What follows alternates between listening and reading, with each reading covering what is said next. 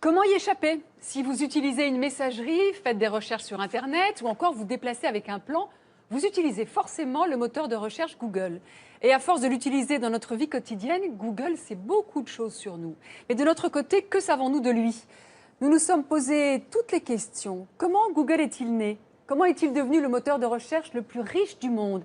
Qui travaille chez Google? Et que fait Google de nos données personnelles? Voici les réponses à tout ce que vous avez toujours voulu savoir sur Google. Et vous allez le voir, les révélations ne manquent pas pour réaliser ce document. Nous avons voyagé en France, aux États-Unis, en Irlande, mais aussi à Londres et à Bruxelles. Regardez, c'est un reportage de Sophie Roland et Aymeric Guillot. Sophie nous rejoindra tout à l'heure sur ce plateau. C'est mon ami intime. Tous les jours, je lui pose toutes sortes de questions. Un hôtel pas cher, un restaurant coréen, des horaires de train, une recette de cuisine, Google ne me quitte jamais. En quelques secondes à peine, il a réponse à tout. C'est ça, la magie de Google. Google, c'est aussi mon programme télé et mon traducteur préféré. I love Google. Bref, je ne peux plus m'en passer. Grâce à la messagerie Gmail, j'écris ou je reçois des mails, j'organise mon agenda et cet ami me suit partout. En voiture, je ne me déplace plus sans Google Maps. Dans la rue, je passe des coups de fil avec un téléphone Android exploité par Google. Je peux même lui parler. Ok Google, quel temps va-t-il faire aujourd'hui? Prévision concernant Paris pour aujourd'hui, 17 degrés avec un ciel partiellement nuageux. Google est devenu mon magasin en ligne grâce à son comparateur de produits, Google Shopping. Je peux aussi acheter des billets d'avion sur le comparateur de vol Google Flights, regarder les derniers clips à la mode sur YouTube, le site vidéo de Google. Alors, à force de vivre en permanence avec Google, il connaît mes goûts, mes rendez-vous, mes vidéos préférées, ce que j'aime acheter, où je pars en vacances. Bref, il sait tout de moi. Et moi, que sais-je de Google? Google veut tout savoir sur nous, mais il veut qu'on sache rien sur lui.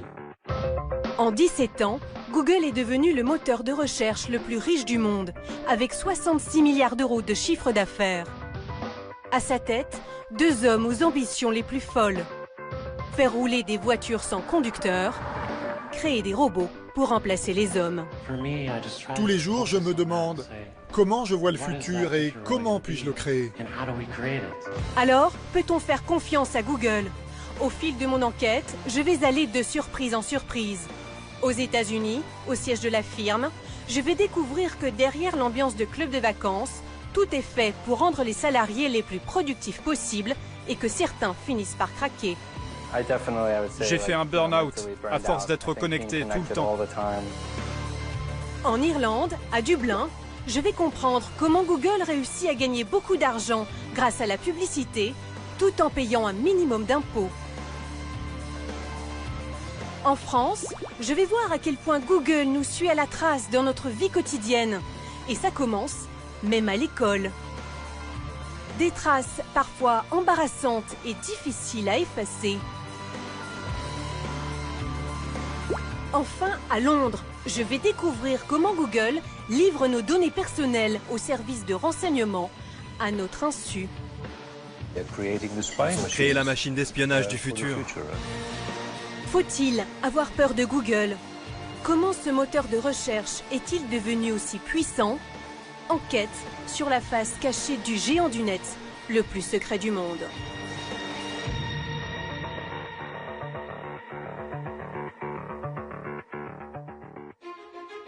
Google, c'est d'abord une success story, comme l'Amérique les aime.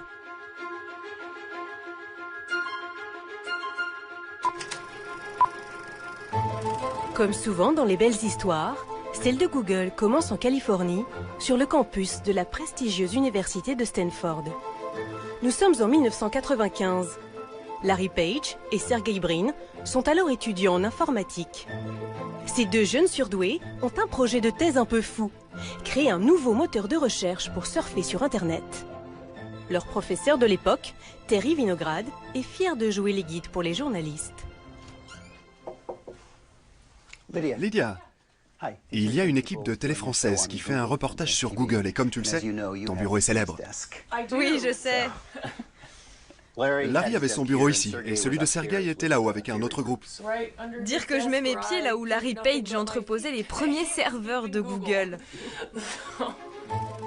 Pour créer leur moteur de recherche, ils vont d'abord enregistrer et stocker des millions de pages internet sur des disques durs.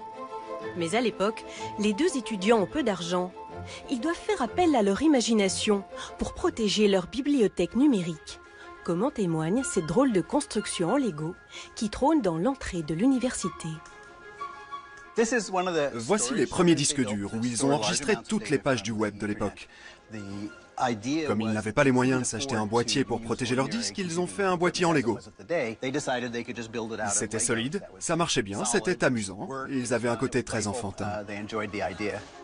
L'imagination débordante de ces deux grands enfants attire les investisseurs. Encore étudiants, ils décrochent un chèque de près de 100 000 €.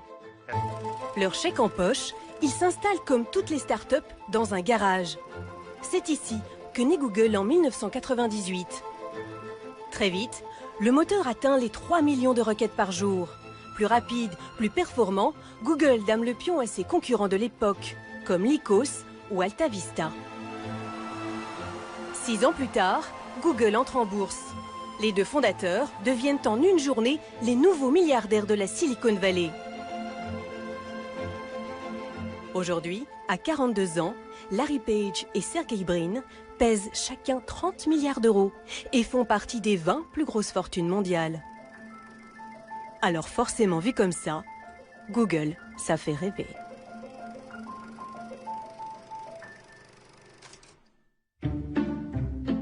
J'aurais bien aimé rencontrer les fondateurs, voir leurs équipes travailler pour comprendre comment fonctionne cette énorme machine. J'ai donc envoyé un mail à leur service de presse. Quelques jours plus tard, voici la réponse de Google. Nous n'avons pas de bande passante suffisante pour nous engager dans un reportage. Drôle d'expression pour me dire qu'ils n'ont pas le temps. Alors, je me suis invitée sur leur terre, en Californie. Au cours de mon voyage, je vais constater que l'esprit start-up, cher à ces deux ingénieurs, a bien changé.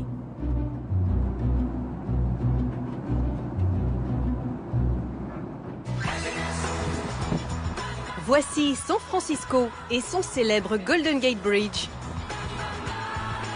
Je suis en route pour la Silicon Valley. C'est ici que l'empire Google est né. Le logo est à lui seul une adresse, omniprésent à chaque coin de rue. Le géant du net occupe une trentaine de bâtiments et il attire les touristes du monde entier. Mets-toi là, près de la voiture Google. Ce jour-là, un groupe d'étudiants japonais prend la pause devant un véhicule qui a fait le tour du monde. Cette voiture un peu étrange a cartographié la planète et c'est grâce à elle que l'on peut se localiser. Que pensez-vous de Google? C'est sympa. C'est génial, ils ont des super bureaux. Vous aimeriez travailler ici? Ah oui. Voilà, ce qui fait rêver ces jeunes. Au siège de Google, à Mountain View, l'ambiance est plutôt cool. Beach volley, petit coin bar à l'ombre, déjeuner gratuit en terrasse, on se croirait dans un club de vacances. Les salariés qu'on appelle les Googlers ont en moyenne moins de 30 ans et tous ont l'air très heureux. Quand je les interroge en caméra discrète, ils ne disent pas autre chose. C'est cool de travailler ici? Oui, regardez. Je travaille ici depuis 1 an. L'énorme avantage, c'est la nourriture gratuite. Ça, c'est top. On est très bien payé, donc ça résout pas mal de problèmes au quotidien. Et les conditions de travail sont vraiment incroyables. Il y a des enfants partout, c'est toujours comme ça? Non, pas tous les jours. Là, c'est juste une journée spéciale, où les salariés peuvent venir travailler avec leurs enfants. Pour cette journée spéciale enfants de Googlers, tout est prévu. Jeux, activités en plein air à la gloire de Google. Et pour finir, une jolie photo souvenir. Comme cette jeune fille, fière d'afficher sur son écriteau que son papa travaille chez Google. C'est comme ça que la firme américaine construit son mythe. Pour nous convaincre que l'ambiance est aussi cool à l'intérieur, Google a mis en ligne ses vidéos. Cantine gratuite, salle de gym, fauteuil de massage, baby-foot. Bref, à en croire ces belles images, Google, c'est l'endroit rêvé pour travailler. Chaque mois, l'entreprise recrute des dizaines de nouveaux salariés. Mais devenir un Googleur n'est pas donné à tout le monde. L'entreprise reçoit 2,5 millions de CV par an et n'en retient en moyenne que 7 000. La firme a l'embarras du choix et la sélection est impitoyable. David Bizer est un ancien chasseur de Googleurs. Pendant 7 ans, cet Américain a participé à l'embauche de 5 000 salariés en Europe. Pour comprendre les méthodes de recrutement du géant du net, il nous montre cette vidéo qu'il a réalisée pour le site. Google réunit les personnes les plus créatives de la planète. Et c'est pour ça que nous souhaitons savoir ce que vous avez d'unique et voir en quoi vous pouvez devenir un pur produit Google. Avant de devenir un pur produit Google, il faut d'abord passer 8 entretiens en moyenne. Et parfois, c'est bien pire. Une fois, un candidat qui postulait pour un poste marketing a passé 21 entretiens. C'est un cas extrême, bien sûr. Pourtant, le pire dans cette histoire, c'est qu'à la fin, j'ai dû l'appeler pour lui dire qu'il n'était pas pris. Google veut embaucher les plus créatifs et les plus diplômés. Ce qui fera la différence, c'est un critère plutôt étonnant, la googlitude. Ça veut dire, qu'avez-vous fait d'impressionnant dans votre vie? Ce n'est pas juste dire j'aime voyager, j'aime faire du bateau.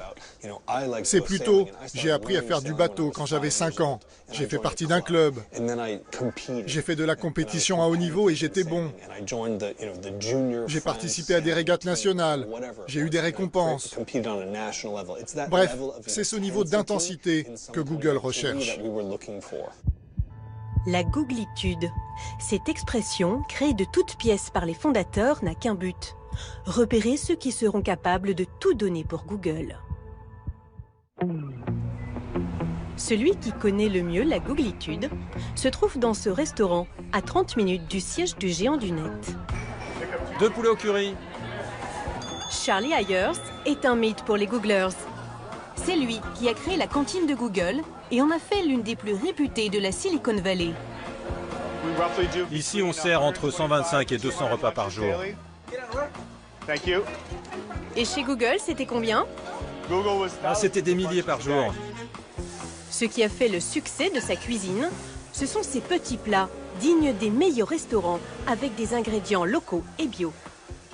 Voilà le Buddha Bowl, ma spécialité. C'est un plat végétarien. Il y a du riz complet, une purée de chou-fleur, une bonne poêlée de légumes et de champignons, des oignons caramélisés et des carottes. Vous faisiez les mêmes recettes chez Google? Oui, la mission était de faire des menus bons pour la santé qui n'intoxiquent pas le corps des salariés, pour qu'ils puissent rester concentrés toute la journée. C'est mieux que de leur offrir un plat bien lourd à digérer qui fait dormir après le repas. En fait, mes menus augmentaient leur productivité. Bien nourrir ses salariés pour les faire travailler plus, c'est ça, l'une des recettes du succès de Google, inventée dès le départ. Charlie a été l'un des premiers salariés embauchés par les fondateurs. Ah, c'était il y a longtemps. Vous vous reconnaissez? Oui, mais j'ai l'air bien plus jeune. Sur cette vidéo de 1999, on voit le jeune Charlie. Et dans la queue, les 2 patrons de Google, Larry Page et Sergey Brin. Dès cette époque, ils ont quelques astuces pour rendre les salariés plus efficaces. Larry m'a demandé d'afficher le menu à la dernière minute, pour éviter que les salariés n'aillent manger au restaurant. Parce qu'une journée d'ingénieur, ça coûte cher. S'ils prennent trop de temps pour leur pause déjeuner, la productivité ne monte pas, elle s'effondre. Donc, mon menu, c'était la surprise du chef tous les jours. Ça fonctionne si bien que la cantine de Google devient vite un lieu de vie incontournable pour les salariés et les anciens s'en souviennent comme si c'était hier. Christophe Pépin est un ancien Googler. Pendant 7 ans, il a travaillé comme commercial chez Google. Aujourd'hui, il est fier de nous montrer son album souvenir. Il a bien connu les avantages de la firme et ses effets sur les salariés. La magie du système, c'est que sans s'en rendre compte, on va avoir envie de bien faire, quoi. Quand vous avez fait un break de 30 minutes parce que vous avez pu vous dégourdir un peu les jambes, les bras et les yeux à faire un petit baby-foot, une partie de PlayStation avec vos collègues, vous retournez à votre poste de travail à fond, quoi. À la cantine, les salariés dînent souvent en famille, même le soir. Chez Google, vie privée et vie professionnelle n'ont plus de frontières. L'idée de leur offrir le repas du soir, c'est aussi de dire on ne veut pas que vous vous priviez de voir votre femme et vos enfants si vous en avez. Donc dites-leur de venir, ils vont manger avec vous, vous leur faites la bise, les enfants, la petite famille retournent à la maison, et vous, s'il vous reste 2 heures de travail, eh ben, vous pouvez le faire dans de bonnes conditions, vous êtes content, vous avez vu vos enfants avant qu'ils se couchent. Voilà, donc comme vous êtes content, vous retournez travailler l'heure qui vous reste content, et puis vous rentrez à la maison content, et puis de jour en jour, on est content. Voilà, c'est aussi simple que ça. La cantine est bien plus qu'un restaurant d'entreprise. Sur cette vidéo mise en ligne sur Google, les salariés n'hésitent pas à y dévoiler leur vie privée.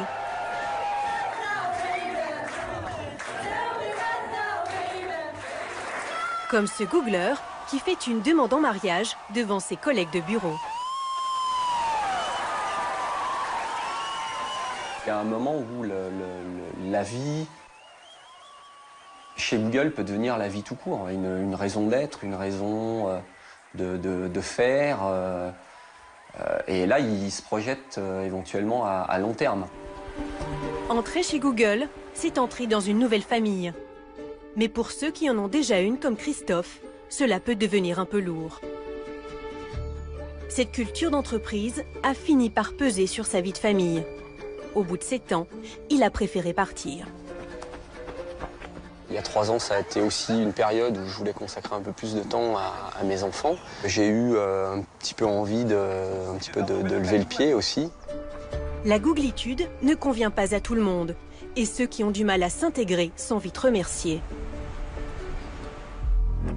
C'est ce qui est arrivé à un ancien salarié que nous avons contacté par téléphone. Voilà ce que lui aurait dit son chef le jour de son licenciement. Il m'a juste répondu « tu es culturellement incompatible ». Et là, sur le coup, ça veut dire quoi? Et à la réflexion après, je pense que le mot culturellement incompatible voulait dire surtout pas assez dans le moule, pas assez aligné sur la culture Google. Est-ce que ça veut dire que vous n'étiez pas assez googly? Ah oui, clairement. Clairement.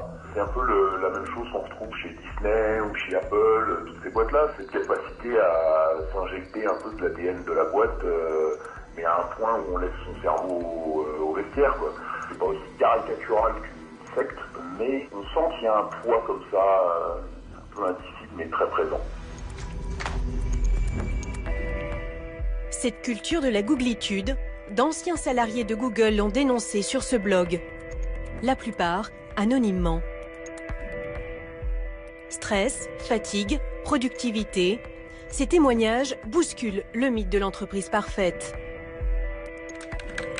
Tous ces avantages qu'on nous offre ne sont qu'illusions. Ils vous font rester au travail et vous rendent plus productif. Je ne sais pas si Google embauche des gens accros au travail ou si c'est Google qui les rend accros. L'un des seuls anciens Googlers qui ose signer de son nom, c'est Joe Canella. Je décide d'aller le rencontrer. Retour en Californie. Au dernier étage de cette maison typique de San Francisco, Joe prend enfin le temps de profiter de cette vue unique.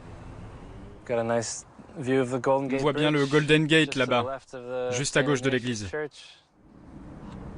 Joe a quitté Google il y a 2 ans, après y avoir travaillé pendant 9 ans. De ses années Google, il a gardé cette drôle de couverture qu'il a lui-même fabriquée. Ça, c'est tous les t-shirts que je portais quand j'étais chez Google. Là, il y a le t-shirt de Charlie, le chef cuisinier.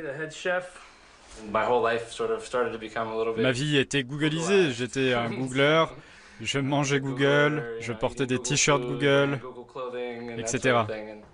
À l'époque, Google est devenu rapidement sa nouvelle famille. Aller au bureau, c'était comme rentrer à la maison. Je travaillais tout le temps, j'envoyais des mails à 2 ou 3 heures du matin. C'était comme une seconde nature. C'est vrai dans beaucoup de grandes sociétés, mais chez Google, la culture d'entreprise est forte et sympa. Et si vous ne faites pas attention, Google peut prendre une grande part de votre identité. Mais au bout de 9 ans, Joe finit par craquer. J'ai fait un burn-out, à force d'être connecté tout le temps. Ce qui est unique chez Google, c'est que vous ne le voyez pas venir. Parce que tout le monde vous dit sans arrêt que vous seriez fou de quitter une entreprise si géniale. Du coup, je n'arrivais pas à me convaincre que je pouvais avoir une vie en dehors de Google. Qui nous a offert tout ça ? Désormais, pour lui, une nouvelle vie commence. Cet ancien célibataire sera bientôt papa pour la première fois. Vous êtes prêts, les gars ? Nous, on est prêts. Joe est prêt à vivre sans Google, loin de son ancien métier de commercial.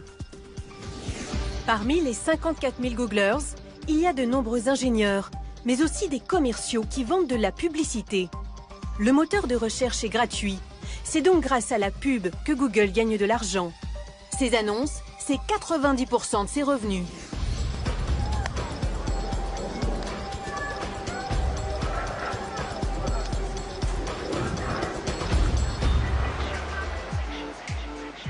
Retour à Paris.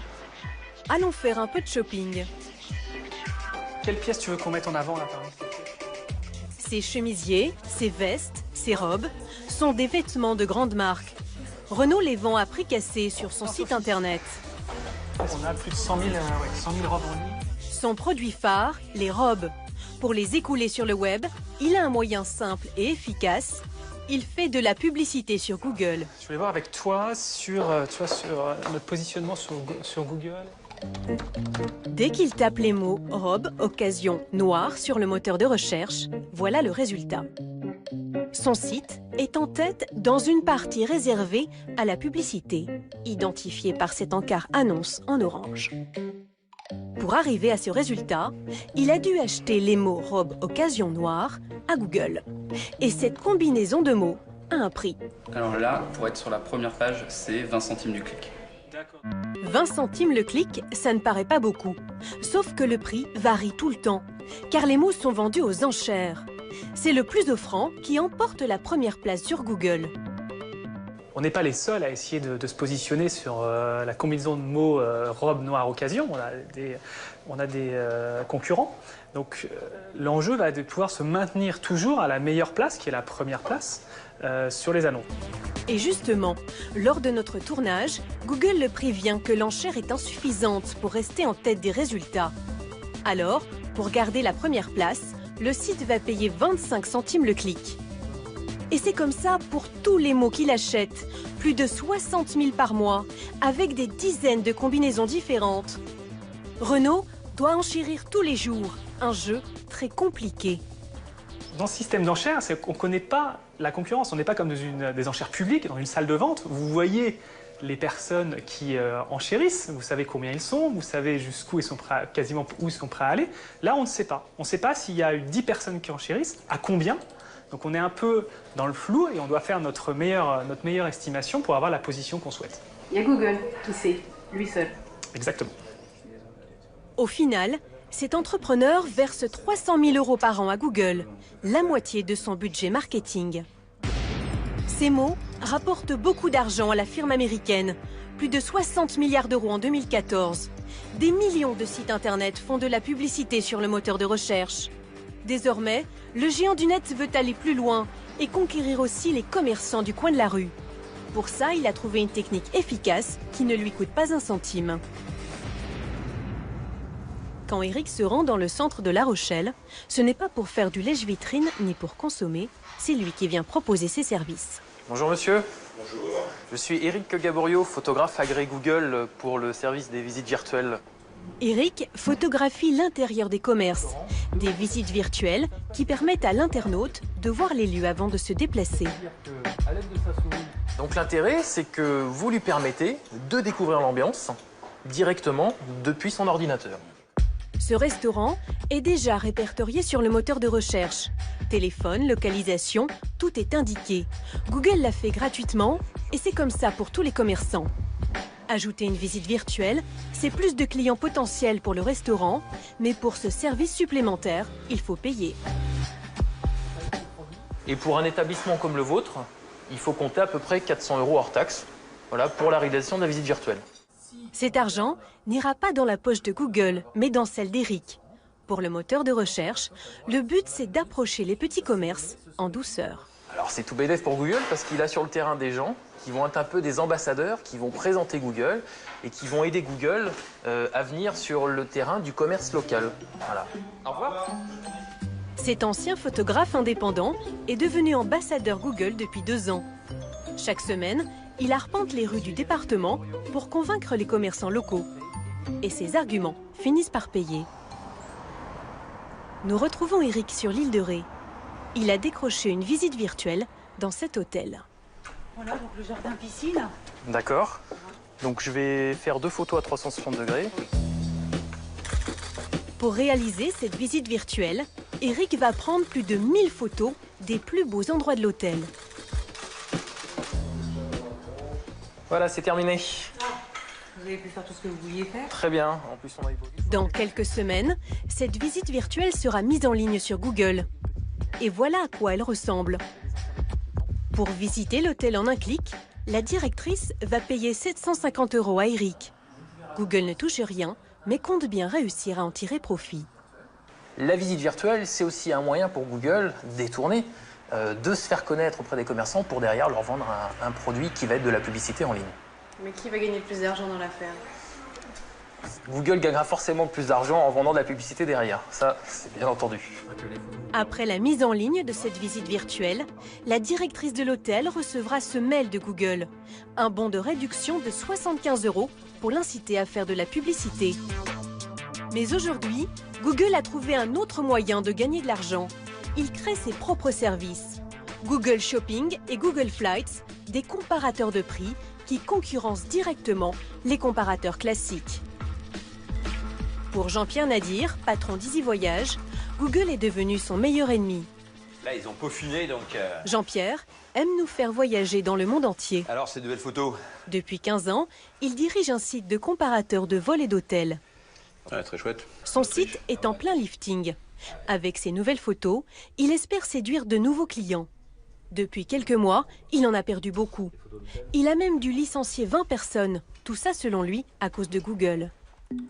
Pour nous expliquer le problème, il va nous faire une démonstration avec un vol Paris-Casablanca. Donc, si on cherche, par exemple, un vol pour Casablanca, vous trouvez 3 résultats donc sponsorisés, donc publicitaires, puis les résultats publicitaires donc sur le côté, et en plein milieu, le moteur donc de Google Flight. Depuis l'arrivée de Google Flights il y a 4 ans, le site de Jean-Pierre apparaît en bas de page, beaucoup moins bien placé qu'avant. Pourquoi donc on trouve que c'est grave?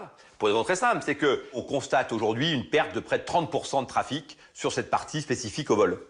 Ce qui met Jean-Pierre en colère, c'est que le comparateur de Google est toujours en tête des résultats, alors que ses prix ne sont pas forcément les meilleurs.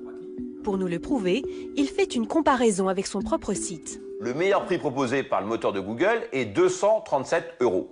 Si on fait la même recherche sur Easy Voyage, on constate assez rapidement que le meilleur tarif est à 164 € vendu par Voyage SNCF. Le vol proposé par Google est 70 € plus cher que celui de son site.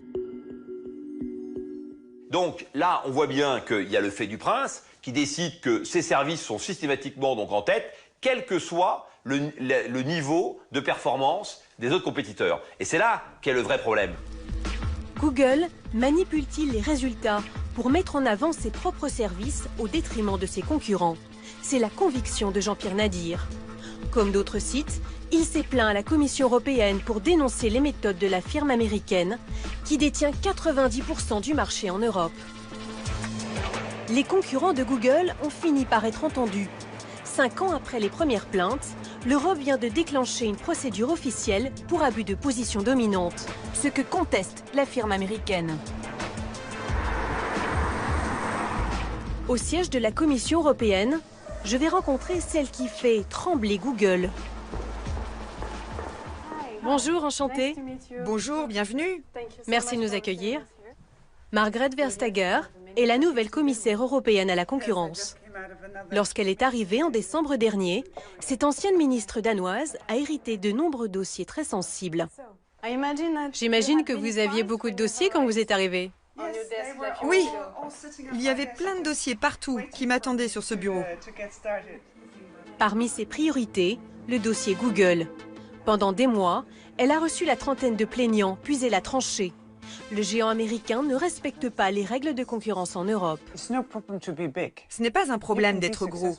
Vous pouvez avoir beaucoup de succès, créer plein d'emplois, mais en Europe, vous n'avez pas le droit d'utiliser vos muscles et votre poids pour abuser de la situation.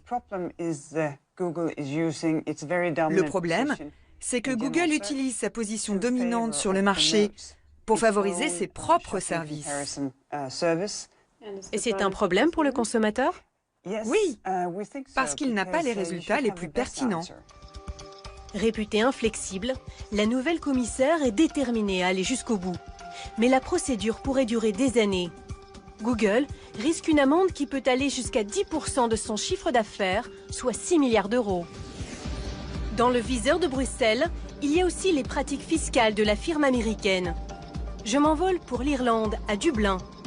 Nous allons découvrir comment Google réduit ses impôts grâce à un système très ingénieux. Il y a 30 ans à peine, personne n'aurait misé sur ce quartier de Dublin. Aujourd'hui, c'est le nouveau royaume de la high-tech. Des buildings très design ont surgi de terre. Parmi eux, cet immense bâtiment aux couleurs de Google. La firme américaine s'y est installée il y a 12 ans. Elle emploie près de 2500 salariés. Mais que font-ils à Dublin? Quand nous cherchons à les interroger, difficile d'obtenir une réponse. Bonjour, vous travaillez pour Google? Quel type de travail faites-vous ici? Bonjour, quel type de travail faites-vous ici? Mais vous êtes qui? Je suis journaliste pour la télévision française à Paris. On n'est pas supposé vous parler. Vous ne pouvez pas parler aux journalistes? Pourquoi? Pouvez-vous au moins me dire quel genre de travail vous faites ici? Si vous voulez, je peux vous rediriger vers le service de presse. Mais la sécurité interrompt notre discussion. Vous n'avez pas le droit de filmer nos bâtiments. Je suis dans la rue, j'ai le droit de filmer? Non, ici vous êtes sur la propriété de Google. Ok, où est la limite alors? Juste là, là. Ok, donc là je suis chez Google, là je suis dans la rue, donc si je reste là, je suis bien. Oui, arrêtez de filmer. Je vous ai demandé d'arrêter de filmer. Nous tentons notre chance un peu plus loin. Bonjour, vous travaillez pour Google? Non. Mais je vois votre badge là. On nous a appris à dire non. Vous faites quoi comme travail ici? Je vends de la publicité comme la majorité de mes collègues. Ici, c'est le siège de Google Europe. On couvre tout le marché européen de la pub. Pourquoi Google facture-t-il toutes ces publicités depuis l'Irlande? La réponse, je vais la trouver à la prestigieuse université de Trinity College. Je vais y rencontrer un professeur de finance réputé. Bonjour, comment allez-vous? Bonjour, enchanté. James Stewart tient dans ses mains un document précieux, les comptes annuels de Google Irlande. Le chiffre d'affaires donne le vertige. Plus de 17 milliards d'euros en 2013. Google Irlande facture ses clients basés en France, en Grande-Bretagne ou en Allemagne.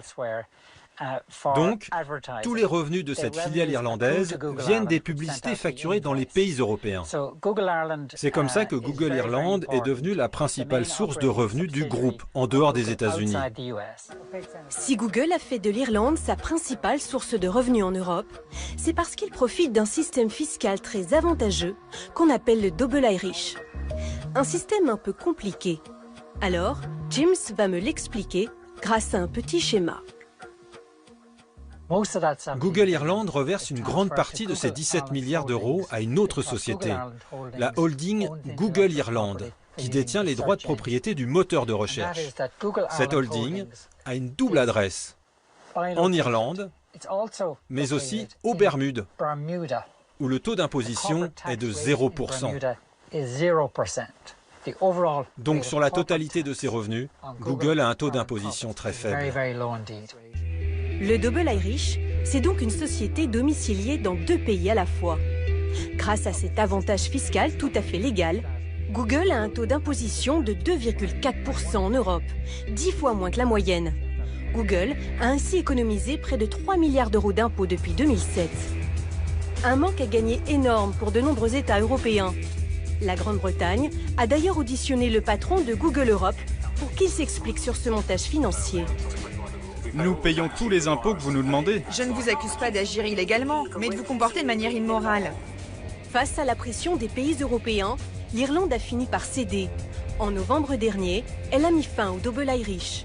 Désormais, Google ne pourra plus transférer ses profits dans un paradis fiscal. Le groupe a 5 ans pour se mettre en conformité. Pour les associations qui luttent contre l'évasion fiscale des multinationales, la fin du Double Irish ne suffit pas. Bonjour. Bonjour Sophie, enchantée.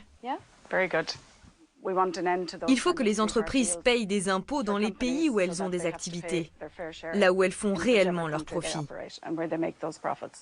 Sans harmonisation fiscale en Europe, Google pourra continuer à facturer ses publicités dans les pays où les taxes sont les moins élevées.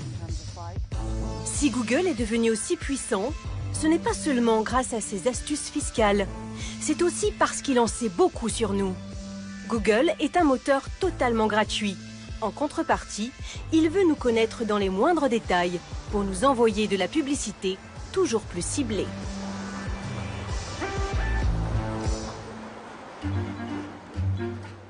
Direction la banlieue parisienne, au petit matin. Même quand il s'occupe de sa fille, Pejvan garde toujours son téléphone avec lui. Oui, c'est Mathis. Ces photos, c'est son dernier album de vacances, entièrement géolocalisé. L'itinéraire du voyage, la date où a été prise chaque photo, tout est indiqué. Pourtant, Pejvan n'a rien fait. Google a créé cet album tout seul. Oh, regarde. La première fois, je me suis dit, mais qu'est-ce que c'est que ça? Après, j'ai regardé et j'ai trouvé que le rendu était vraiment sympa. Donc, tout de suite, l'appréhension disparaît, en fait. Grâce à une nouvelle application créée par Google, Pejvan est géolocalisé en permanence. La firme sait toujours où il est et peut même lui dire à quel moment il doit partir à son rendez-vous. Ah, il est temps de partir pour arriver à l'entretien. Ce qui est pratique, c'est que quand il sait où se trouve le lieu du rendez-vous, il calcule les trajectoires, les directions, il sait s'il y a des embouteillages, et donc il m'avertit au moment où il pense qu'il faut que je parte. Avant de partir, c'est lui qui laisse un message à Google. Ok Google, rappelle-moi de sortir les poubelles en rentrant chez moi. Voici votre rappel défini pour se déclencher lorsque vous êtes à l'endroit suivant, domicile. Voulez-vous l'enregistrer? Oui. Pejvan n'a pas besoin de préciser l'heure. La firme américaine connaît l'adresse de son travail et de son domicile. Elle saura donc exactement quand il rentre chez lui. Là, au moment où je vais rentrer chez moi, il va se rendre compte que je suis chez moi et il va me rappeler de sortir les poubelles. Si Google arrive à faire tout ça, c'est parce qu'il croise toutes les données de Pejvan. Ses contacts, ses mails, ses photos, son agenda. Un assistant personnel très intrusif qui l'alerte, même sur son lieu de travail. Bon, par exemple, là, en fait, j'ai mon prochain rendez-vous pour le déjeuner. Donc, il m'affiche l'endroit du déjeuner, l'heure et notre emplacement de parking. Sachant qu'on n'a à aucun moment informé Google qu'on prenait la voiture, qu'on se garait quelque part, etc. Donc, il a tout déduit de lui-même sans que j'ai besoin de faire la moindre intervention. Google anticipe tout sur ce que vous voulez faire. Il essaye, ouais. Donc, avec ce que ça peut avoir d'un peu effrayant. À force d'être géolocalisé, Pejvan a donné beaucoup d'informations à la firme américaine. Pour s'en rendre compte, il suffit de regarder sur son compte Google. Le géant du net connaît l'historique de toutes ses recherches sur le web depuis des années. Il a stocké ses 3330 photos, ses 86 709 mails, et ses déplacements jour par jour, heure par heure.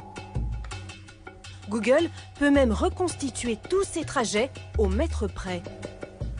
Google sait énormément de choses sur moi. Que fait Google de ces données? Combien de temps sont-elles stockées? Là-dessus, les règles de confidentialité sont floues.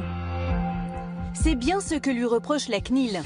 La Commission nationale informatique et liberté l'a condamné à payer l'amende maximale de 150 000 €. Plus d'un an après cette sanction, Google a fait des modifications qui restent selon la CNIL insuffisantes au regard du droit français et européen. Pourtant, le géant américain va encore plus loin. La firme collecte aussi les données des enfants. Albi, à 1 heure de Toulouse. Dans la cour du lycée, la plupart des élèves sont branchés sur leur smartphone et surfent sur Google, bien sûr. Mais ici, Google ne s'arrête pas à la porte de la classe. Allez-vous rentrer, s'il vous plaît? Lionel Brun est professeur d'informatique dans cette classe de terminale. Depuis 3 ans, il a totalement changé sa façon de faire cours. Normalement, vous êtes autonome. Dans 20 minutes, vous avez rendu la copie. Bon, ben allez-y.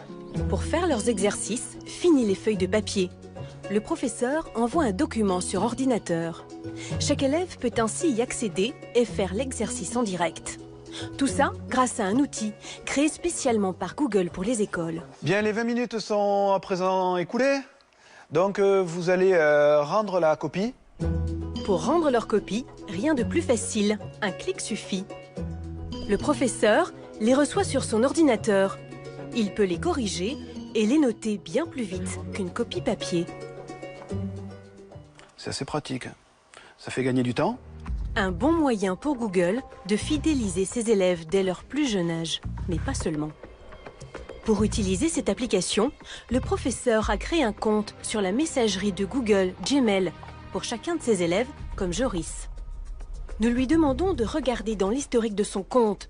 Surprise, Google connaît ses déplacements en dehors de l'école, son numéro de carte bancaire et les achats qu'il a fait avec. C'est fou. Je m'attendais pas à ça. Je savais pas tout ça. Les paiements, les trajets qu'on faisait, tout ça, non, je savais pas. En fait, Joris est connecté en permanence à son compte Gmail grâce à son téléphone Android qui le suit partout. Il y fait également des achats, comme ses jeux par exemple. C'est comme ça que Google peut savoir ce qu'il fait quand il n'est pas en classe. Google profiterait donc de l'école pour collecter les données personnelles des élèves. Le professeur en est bien conscient. Est-ce que je suis gêné par le fait que des grandes entreprises collectent des informations sur des jeunes? Si, bien sûr, c'est pas plaisant. Pour l'instant, la balance, elle penche du côté des usages, donc on préfère l'utiliser. Ce professeur a donc choisi de faire confiance à Google, et il n'est pas le seul. 30 millions d'élèves dans le monde utilisent aujourd'hui Google à l'école. Il est toujours possible de désactiver l'historique de ses recherches, sa localisation, mais ça ne suffit pas toujours. Sur Google, il y a des traces indélébiles qui nous suivent partout et que certains aimeraient oublier pour de bon.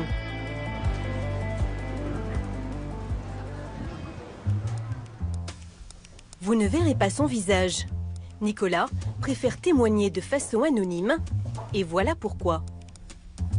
Quand il tape son nom et son prénom sur Google, s'affiche en tête des résultats une série de photos de lui en petite tenue. Le problème, c'est qu'en fait, ces photos ont été reprises par plein de sites internet, par plein de blogs, et ça a nuit à mon image, et donc ça, je veux pas. Ces photos, il les a prises il y a 3 ans. Il était alors étudiant en école de commerce et faisait du mannequinat pour arrondir ses fins de mois. Depuis, il a essuyé de nombreux refus lors de ses recherches d'emploi. Je recherchais de l'emploi, j'ai postulé, j'ai fait parvenir mon CV, j'ai passé l'entretien, ça s'est très bien passé. Et quelques semaines après, ma candidature n'avait pas été retenue. J'avais trop de contenu sur Internet, ça passait pas, c'était trop osé, ça posait un véritable problème. Il a fini par décrocher un poste de commercial. Son patron lui a donné sa chance à une condition, faire le ménage sur Google. Alors, il a rempli ce qu'on appelle un formulaire de droit à l'oubli, disponible en ligne. En clair, il a demandé à Google de supprimer tous les liens vers les sites internet associés à son nom. Il y en a près d'une centaine. Quelques semaines plus tard, il a reçu une réponse négative. Pour Google, Nicolas est mannequin. Ses photos peuvent l'aider dans son travail. C'est pas mon métier, donc ils sont à côté de la plaque. Je peux pas avoir quelqu'un au téléphone, je peux pas envoyer de courrier. Il y a une réponse, elle est définitive et après on peut plus rien faire. Le cas de Nicolas n'est pas exceptionnel. Google reçoit près de 500 demandes par jour et en refuserait les 3/4. Alors, pour nettoyer son passé sur Google, Nicolas a décidé de faire appel à une agence spécialisée. Vous allez bien? Ça va? Oui, très bien. Bertrand Girin dirige cette agence depuis 3 ans. Sa spécialité, aider les internautes à retrouver leur réputation sur Internet, et cela ne va pas être simple. Ces photos, on ne peut pas les effacer. Ce qu'on peut faire, c'est faire en sorte que Google ne choisisse plus dans le bandeau images les photos qu'il a lui choisies là, mais les photos que le client choisit. Pour ça, Bertrand a demandé à Nicolas d'apporter de nouvelles photos plus habillées. Il va les poster sur des blogs, créer un compte Twitter, un CV en ligne. Nicolas aura bientôt une nouvelle identité numérique sur Google. Et du coup, les contenus qui lui posent problème aujourd'hui, qui sont sur la première page, n'apparaîtront plus en première page. Ils seront relégués en deuxième ou en troisième page. Mettre en avant la nouvelle identité de Nicolas sur le moteur de recherche, c'est le rôle de ses ingénieurs. Mais tout ça va lui coûter très cher, plus de 4 000 €. C'est un budget. Après, je pense que le jeu en vaut la chandelle. Donc, il y a vraiment on capitalise là-dessus et je pense qu'effectivement, il y aura un retour derrière. Donc, j'ai hâte de voir le résultat. Nicolas va devoir être patient. Plus d'1 mois après la fin de notre tournage, les nouveaux blogs sont bien visibles sur la 2e page de Google, mais il faudra encore attendre 5 mois avant qu'ils n'arrivent en tête des résultats à la place des photos dénudées. Pour se faire oublier, Nicolas avait une solution moins chère que cette agence privée. Déposer plainte auprès de la CNIL, la Commission nationale informatique et liberté. Daniela Parot est inspectrice à la CNIL. Chaque mois, elle reçoit des plaintes d'internautes qui ont essuyé un refus de Google d'effacer leurs traces. Là, on voit la liste des plaintes qui sont arrivées ce mois-ci. Ça va varier d'une vingtaine à, pour les mois où il y en a le plus, une quarantaine. Mais les dossiers sont souvent complexes. Daniela a du mal à trancher seule. Bonjour Mathias. Alors avec son collègue, elle étudie les dossiers les plus litigieux. Notre petite réunion. Des référencements et quelqu'un... C'est une personne, donc le plaignant, a raté son examen parce qu'il était en garde à vue. Et il y a eu un article, il a été interviewé, et il y a eu un article sur ce moment délicat. Le plaignant demande la suppression de son nom associé à un article gênant, car il n'arrive pas à retrouver un emploi.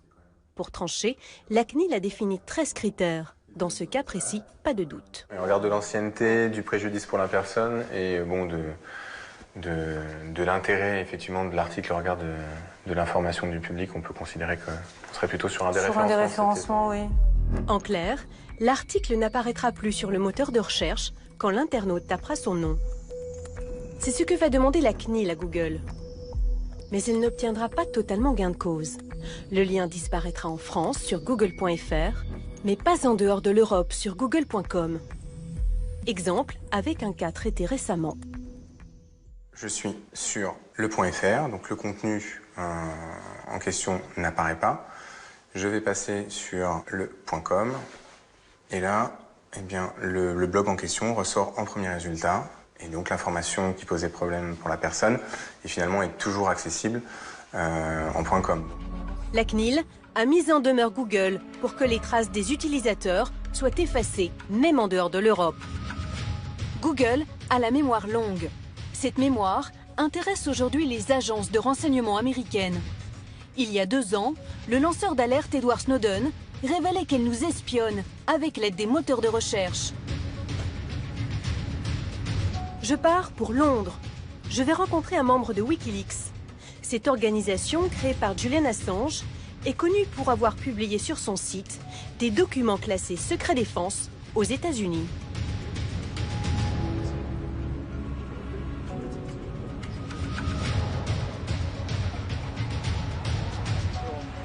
À Londres, un homme m'a donné rendez-vous dans un lieu plutôt inattendu. L'ambassade d'Équateur. Menacé d'extradition vers les USA pour espionnage, Julian Assange y a trouvé refuge il y a 3 ans. Son porte-parole, Christine Harfson, vient le voir toutes les semaines. Comme souvent après chaque visite, il vient saluer les quelques irréductibles qui viennent apporter leur soutien. Ça fait du bien de savoir que nous avons des soutiens. C'est très important pour Julian Assange de se sentir entouré. Cet ancien journaliste d'investigation à la télévision islandaise est porte-parole de Wikileaks depuis 5 ans. Une fonction exposée et sensible.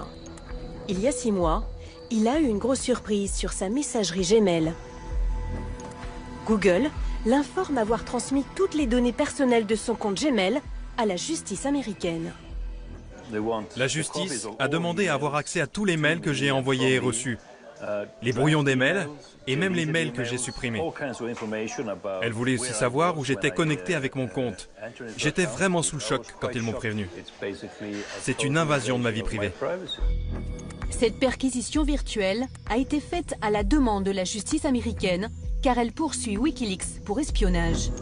Mais la justice a exigé que cette perquisition menée il y a 3 ans reste secrète. Google vient seulement d'informer Christine alors que ces données ont été transmises en 2012. Si j'avais su immédiatement que mes données personnelles avaient été saisies, j'aurais pu me défendre tout de suite. Je trouve que le secret dans cette affaire est vraiment très inquiétant. On sait que la justice a aussi demandé à Twitter de ne rien dire. Mais Twitter a contesté et ils ont finalement obtenu le droit de me prévenir sans attendre. Selon lui, cette affaire est révélatrice de la collusion de Google avec les autorités. Google affirme avoir résisté à la demande de la justice américaine. Mais nous pensons qu'ils ne se sont pas battus très fort.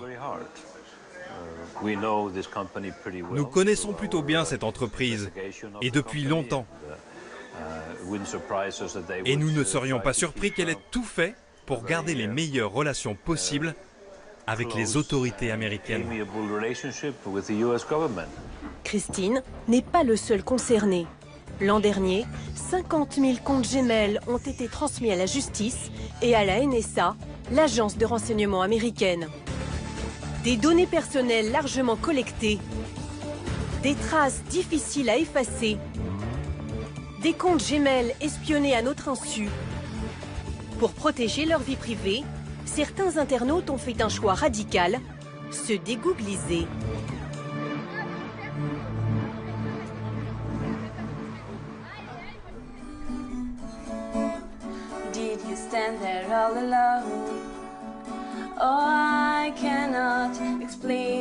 Même quand elle chante, Alexia ne peut plus se passer de son ordinateur. Comme son frère Antoine, elle est accro aux écrans. Mais quand elle navigue sur Internet, elle a des habitudes bien différentes des jeunes de sa génération. Quand elle ouvre son ordinateur, voilà ce qui apparaît, un petit canard. C'est grâce à ce petit canard que cette étudiante en agronomie fait toutes ses recherches sur Internet. Ce qui a séduit Alexia, c'est ce slogan qui s'affiche sur la première page. Le moteur de recherche qui ne vous espionne pas. Contrairement à Google, ce moteur de recherche n'enregistre pas l'historique de ses requêtes sur Internet. J'ai le droit à ma vie privée, il n'y a pas de raison. Que quelqu'un sache tout ce que je fais sur Internet, c'est exactement comme si j'avais une caméra dans mon salon. Pour les mails, elle utilise une messagerie française équipée d'un système de protection Enigmail. Démonstration. Lorsqu'elle envoie un message à son frère, elle clique sur ce cadenas.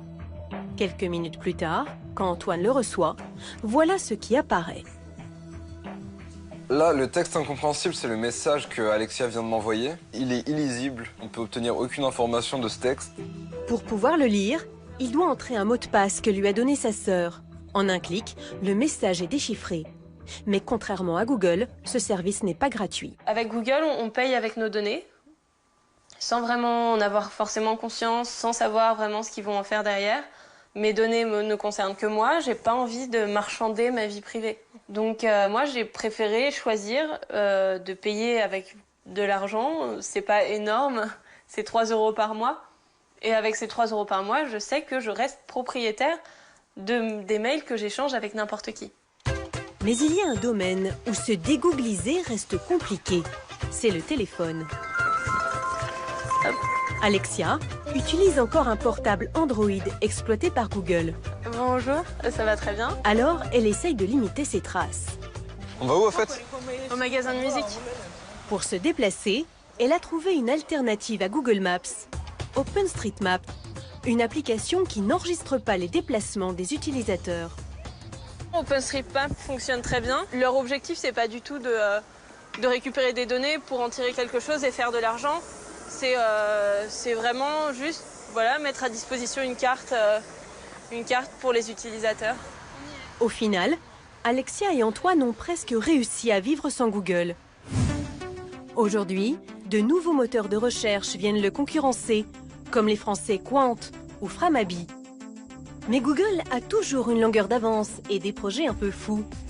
Envoyer des montgolfières, connecter la planète à Internet, faire rouler des voitures sans conducteur, créer des robots intelligents, des lunettes interactives et pourquoi pas nous rendre immortels.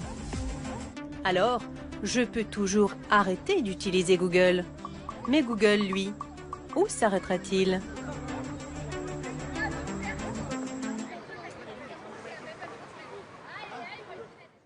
Sophie, à l'issue de votre document, on se demande comment Google a pu prendre autant de place, comment a-t-il pu s'approprier un tel espace ? Alors, il faut savoir qu'en Europe, Google représente 90% de parts de marché. C'est énorme. C'est beaucoup plus qu'aux États-Unis où il représente 70%. Alors, Google a surtout pris la place qu'on a bien voulu lui laisser prendre. Et ses concurrents, en fait, comme Yahoo ou Bing de Microsoft, ils ont eu beaucoup plus de mal à s'imposer parce qu'il se trouve aussi que Google est très performant. Il y a quand même eu des plaintes contre Google. Tout à fait. Depuis 5 ans, il y a une série de plaintes au niveau européen pour abus de position dominante. Mais il faut savoir que Google a une armée de lobbyistes et ils sont assez malins pour pouvoir utiliser tous les recours possibles et faire traîner les dossiers. Et puis, Sophie, il y a eu cette information dévoilée au cœur de l'été. Google est devenu une filiale d'une société appelée Alphabet. Comment l'interpréter ? Alors en fait, le moteur de recherche Google garde le même nom. Ce qui change, c'est une profonde réorganisation de la société. Puisque désormais, il y aura une maison mère, Alphabet, avec la filiale Google, le cœur historique de Google, et puis les filiales du futur, c'est-à-dire tout ce que va faire Google à l'avenir, les voitures sans conducteur, les Google Glass, les drones, les robots, et tout l'investissement sur la santé. Et en fait, l'idée pour eux, c'est de se mettre en marche justement pour organiser l'avenir, mais aussi de se protéger en cas de condamnation d'abus de position dominante, puisque si c'est le cas, Google sera seul condamné, mais ni Alphabet, ni ses filiales ne le seront. C'est stratégique donc. Sophie, votre document se termine par quelques alternatives, quelques exemples d'alternatives à Google. Alors, est-ce que ça marche ? Plutôt bien. Moi, j'ai testé DuckDuckGo, qu'on a vu dans le sujet. Je trouve que ça marche plutôt pas mal. Et puis, il y a le français, Quant, qui essaye de s'imposer. Alors, il y a encore un an, Quant avait une ancienne version et les utilisateurs me disaient qu'à l'époque, c'était pas terrible. Maintenant, ils ont une toute nouvelle version depuis 6 mois et je trouve que c'est plutôt performant. D'ailleurs, il y a eu 2 millions d'utilisateurs en avril. Maintenant, il y en a 6, donc c'est que ça marche plutôt bien. C'est succès. Et puis, il y a la possibilité d'utiliser Google sans être repéré par le moteur de recherche. Expliquez-nous. C'est possible en effet. Aujourd'hui, il y a ce qu'on appelle des filtres. Alors, il faut aller sur ce qu'on appelle par exemple Start Page. Et si vous allez sur Start Page, vous allez sur Google, mais sans que Google le sache. C'est donc possible. Absolument. Merci Sophie. Merci Sophie pour toutes ces précisions et merci à vous pour votre fidélité. Et puis gardez le contact avec nous sur france2.fr pour nous faire partager vos suggestions, vos remarques. On se retrouve la semaine prochaine avec un numéro inédit d'Envoyé spécial. D'ici là, Guylaine, un autre rendez-vous. Oui, et c'est samedi 14h, mon envoyé spécial, le magazine. Cette semaine, ce n'est pas vous qui avez voté. Nous vous proposons le choix de la rédaction d'Envoyé spécial. Un reportage sur les auberges de jeunesse, une façon de découvrir le monde à moindre frais et qui séduit aujourd'hui bien au-delà des étudiants. Elles accueillent à bras ouverts retraités et familles. Et maintenant, très bonne fin de soirée et à très vite. Tout de suite, retrouvez les équipes de complément d'enquête. C'est à vous, Nicolas Poincaré.